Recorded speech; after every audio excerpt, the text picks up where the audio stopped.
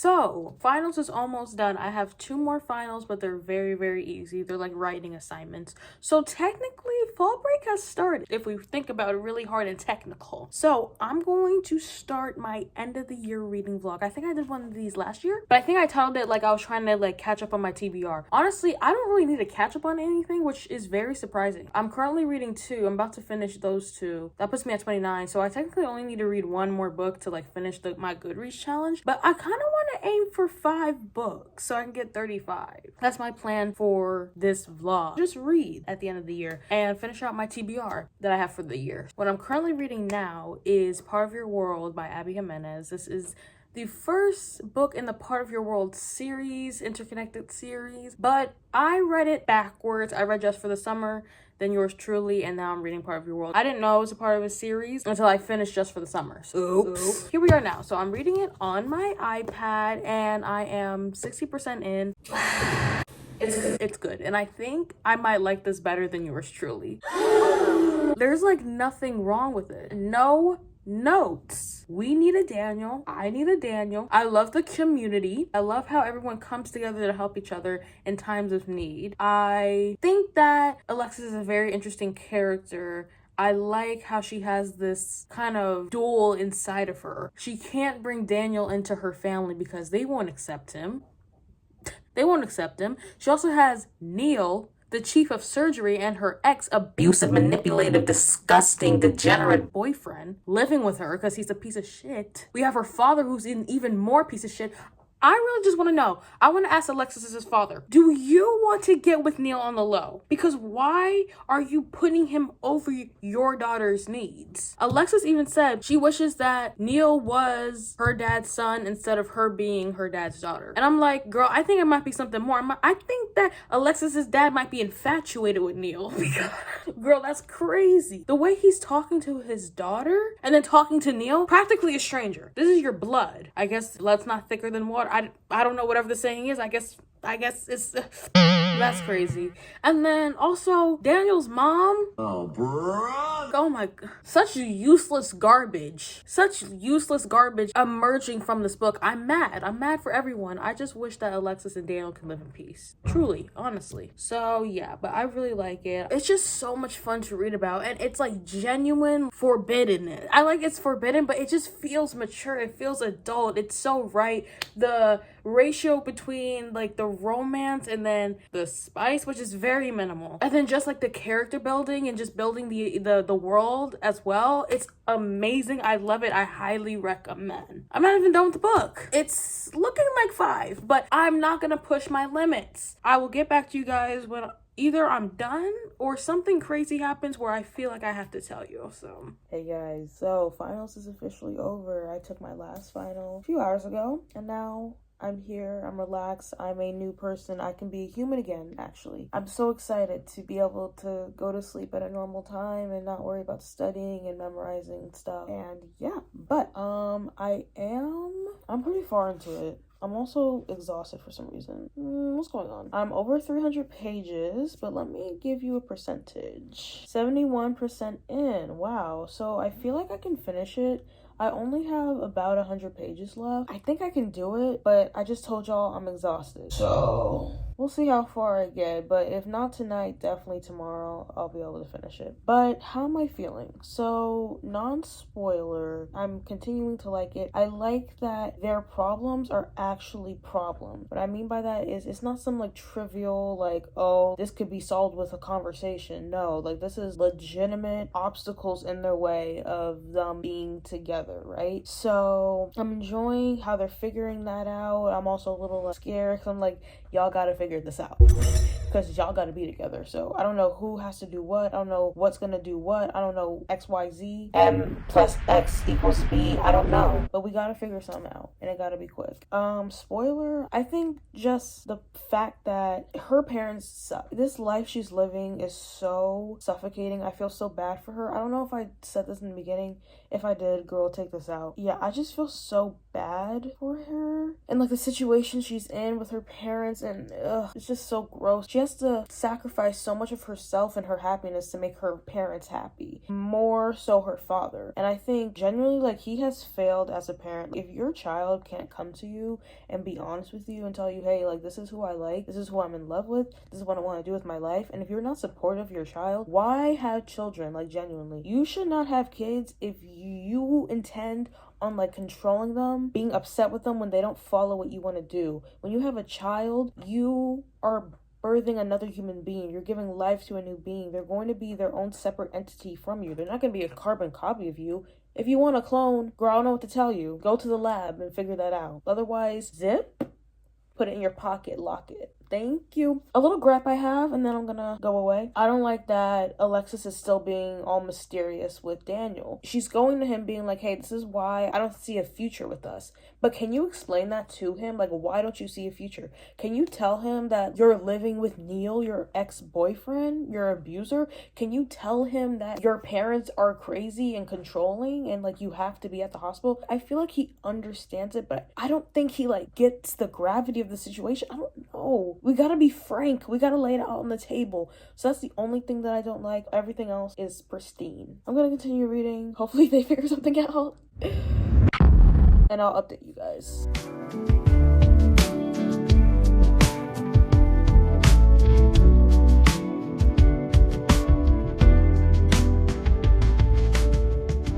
Okay guys, so I found something that frustrated me. Alexis just has these moments where she's like, oh my god, like I can't even imagine his car parked in my driveway, him meeting my friends.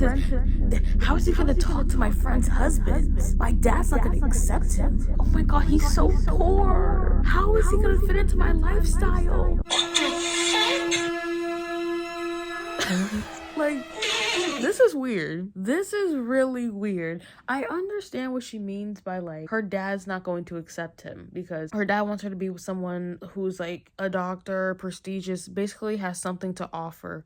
Like, we're in the 1600s and we need to trade our daughters for land. Okay, that's not how it works anymore. I know the dad is decaying. I know you're 80 years old, but we are in 2024. We don't trade land for actually, some people still do that anyway, but that's, you know what I mean. But it's just really weird to me every time she does that, and like she just gets this realization. She's like, oh my god, he's poor. I can't bring him home. I hate it. I actually hate it.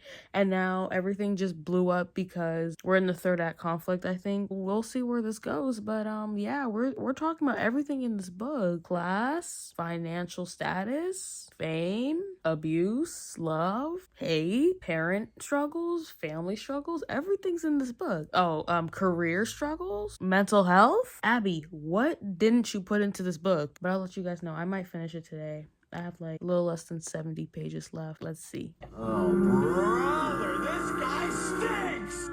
Lots of updates for you guys. All right, so first things first. I finished Part of Your World. I'm going to give it a 4.5 out of 5. Now, I thought about this realistically. I know I said somewhere in this video I was gonna give it 5 stars, but I had to sit down and think about it. Now I've read the entire Part of Your World series, and I went back and I reread some parts of Just for the Summer and Yours Truly just remains supreme. I cannot believe that I was faltering for a second, but when I reread parts from Yours Truly, I was transported back into July when I read that book, and I was like, no, yeah, this is amazing. I remember why I loved it. I feel so seen in that book. What the freak? Yours Truly remains supreme. Part of Your World is going to have to fall below Yours Truly at number 2. Okay, and then Just for the Summer is going to be, I'm sorry, last place. Still good, but not good enough. But yeah, so getting to Part of Your World, I know I had my little faults, I had my little issues with it that I mentioned to you guys. I think what made me not give it 5 or like feel like it's a 5 star, I just didn't have that feeling. Like, it was really good. I really loved Daniel and Alexis' relationship. I liked how mature it was. I like that they had actual obstacles they had to get through to be together. I love how also like open they were, even though Alexis was hiding some things. I didn't like that. But for the most part, they were very vulnerable and open with each other. And I just love that. And I love in Abby Jimenez's books where we just know what to expect. I know to expect it, like a good, emotional, deep, mature relationship.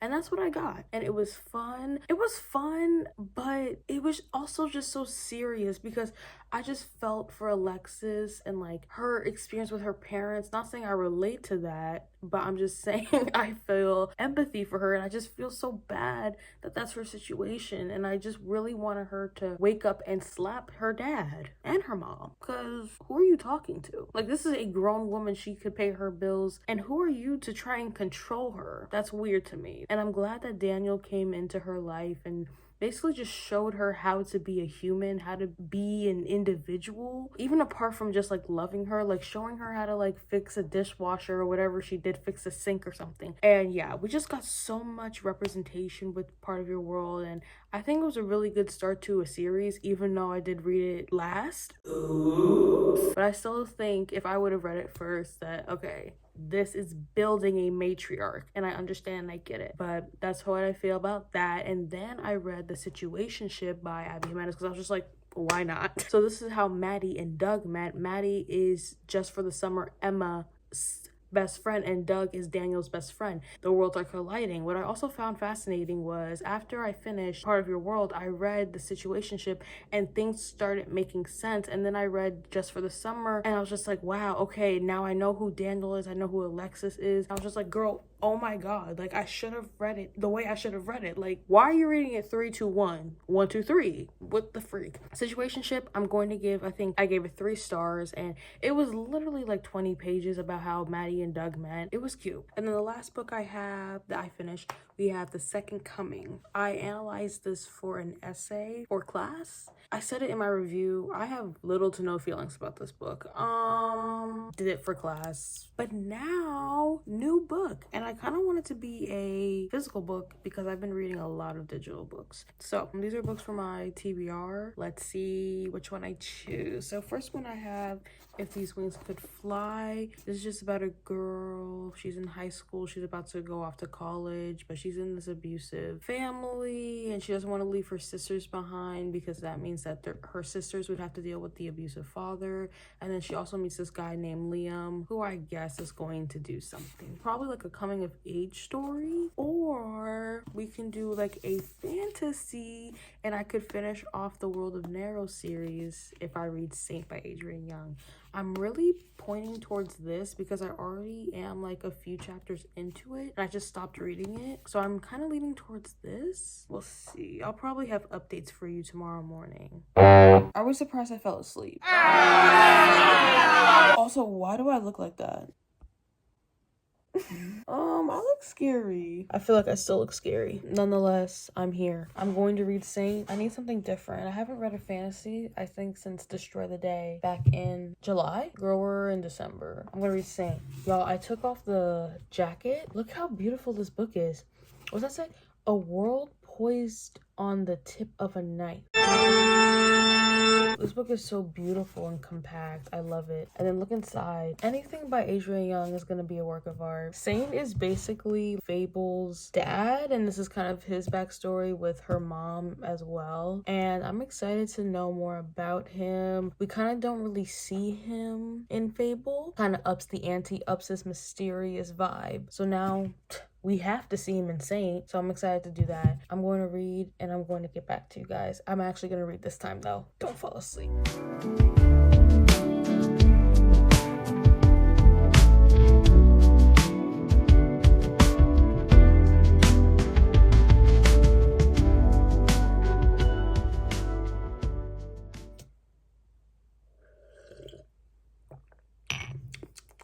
Anyway, so I finally got into Saint. I'm like 50 something pages in and I'm enjoying it. First of all, When I first started, I was like, oh my god, this is kind of a drag a little bit when I was first starting it. Mind you, not even 50 pages in when I'm having these thoughts, right? Like, we need to pick up the pace. Like, I need action to start happening. And then action did start happening. And now I'm getting basically answers to stuff that happened in Fable and Namesake. And I'm getting kind of explanations and things are making sense. Basically, the puzzle's coming together. I'm starting to find the recipe because I have the dessert, but how do I make it? Saint is telling me how to make the dessert. What's going on? Anyway, I'm excited for what's about to come. I feel like we're gonna start getting into some stuff that's about to happen that literally makes Fable and Namesake what it is. So I'm excited. I'm about to continue reading. Book updates. I am 250 pages into Saint. I'm literally almost done. I haven't really been updating you guys how I usually would, because I feel like with this book, I would just have to explain. I think what I was trying to get at here is I feel like if I explained to you guys what was going on, it would ruin the book, because a lot of people who've read the series, the World of Narrow series, has said read Fable and Namesake first and then read Saint. Even though Saint is a prequel to Fable and Namesake, you should read the duology first and then like this book, right? So I felt like if I was telling you guys what was happening in the plot, you know, without spoilers, of course, it would ruin things for you. And if you want to read the books, then, you know, I would never want to spoil that for you. So that's kind of why I didn't give you guys updates. Yeah, this book is all right. I think I said this before, but it's basically just like giving us how Fable's dad started and her mom too. I feel like reading Fable and Namesake first, you appreciate this more and you can understand it more because you know where it's going to lead, and it answers questions that you had in Fable and Namesake. A thing I will say is I really wish I read this when I read Fable and Namesake, I think last year. I understand everything that's going on, but I just wish I read it when I was still in that world. But I'm about to finish it, and then I'll tell you guys my thoughts about everything. I'm gonna be sad when this is over, because there's nothing left in this world for me to read. 5, 4, 3, 2... There was no reason for me to do that.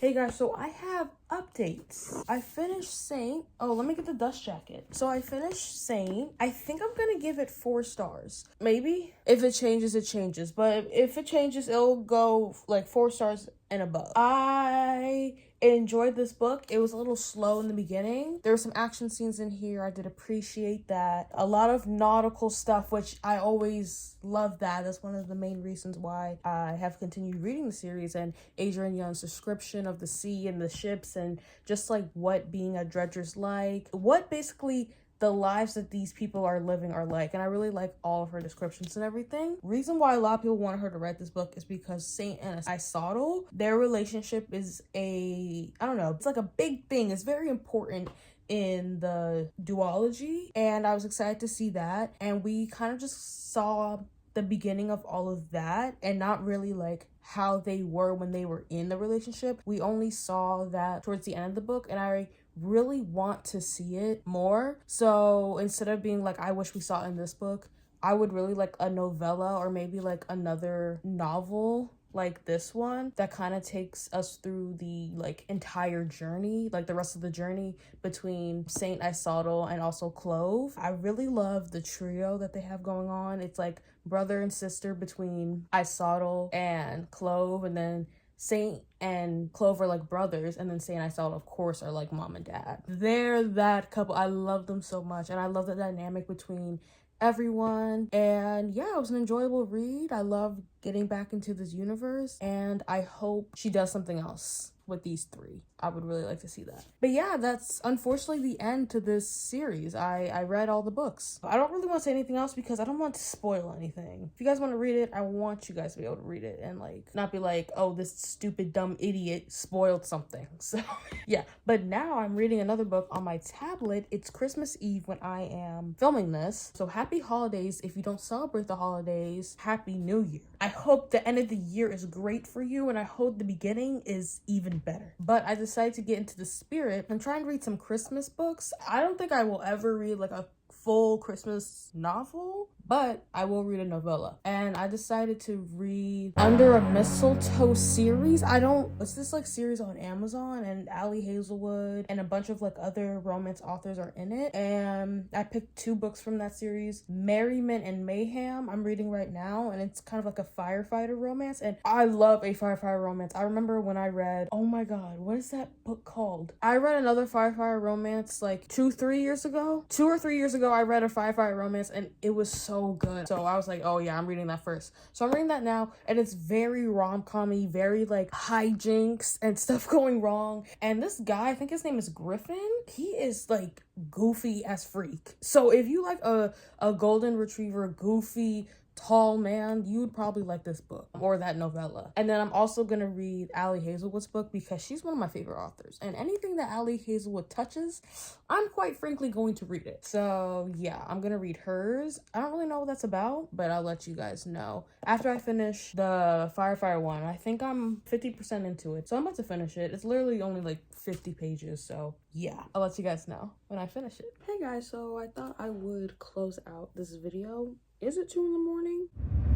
Yeah, but completely forgot that I never updated you on Merriment and Mayhem, that holiday novella that I read. I'm just gonna go through all the books I read in order, and then I'll give you my review of the novella. So first book that I read in this video was Part of Your World, which I gave 4.5 stars. I enjoyed it. Anything by Abby Jimenez, I'm most likely going to enjoy. I get the hype. I get it. I'm in the hype. I'm with you guys. Yours Truly is my favorite. This is going to land somewhere in the middle of the Part of Your World like trilogy, interconnected series type of thing. I feel like I had no like big issues with it. It's just in terms of like how much I enjoyed it. And yeah, one thing that I guess liked was Alexis and her, I guess, journey from being like, no, like he's too poor, to being like, okay, I don't care. No, because that's literally kind of just what it was giving. It was done in a better way, but essentially she was just worried about like so much of what other people would think of her if she dated someone like